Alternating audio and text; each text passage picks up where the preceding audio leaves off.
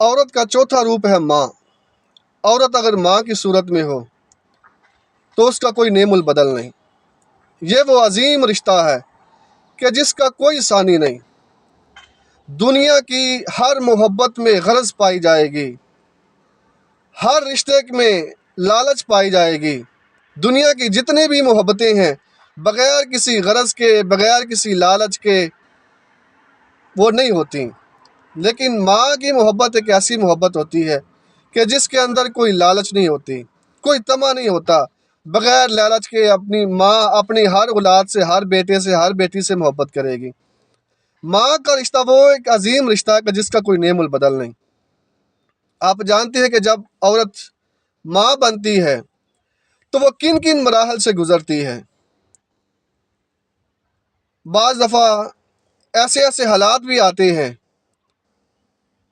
کہ جب عورت ڈلیوری کا وقت ہوتا ہے تو وہ زندگی اور موت کی کشمکش میں ہوتی ہے۔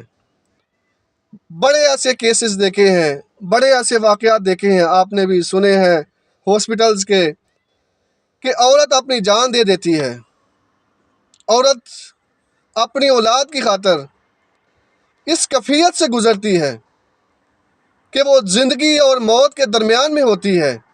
اسی لیے تو میرے کریم آقا صلی اللہ تعالیٰ علیہ وسلم آپ نے فرمایا کہ جنت ماؤں کے قدموں کے نیچے ہے۔ میرے کریم آقا صلی اللہ تعالیٰ علیہ وسلم آپ فرماتے ہیں کہ جس شخص نے ماں کی نافرمانی کی، اپنے ماں باپ کی نافرمانی کی، سمجھو اس نے اللہ اور اس کے رسول کی نافرمانی کی۔ ماں کے چہرے کو زیارت کرنا ایک مقبول حج کا ثواب لکھا گیا ہے، بیان کیا گیا ہے یہ احادیث میں۔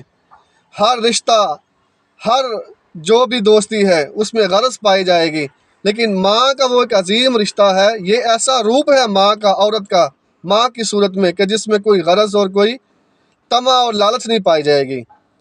اور ماں ہی وہ ایک عظیم ہستی ہے کہ جن کی دعاؤں کی وجہ سے انسان آسمان کی بلندیوں تک پہنچ جاتا ہے۔ یہ سب کچھ آج اگر میں جو کچھ بھی ہوں یہ اپنی ماں کی دعا کی وجہ سے، ماں باپ کی دعا کی وجہ سے ہوں۔ اللہ پاک عمل کرنے کی توفیق عطا فرمائے۔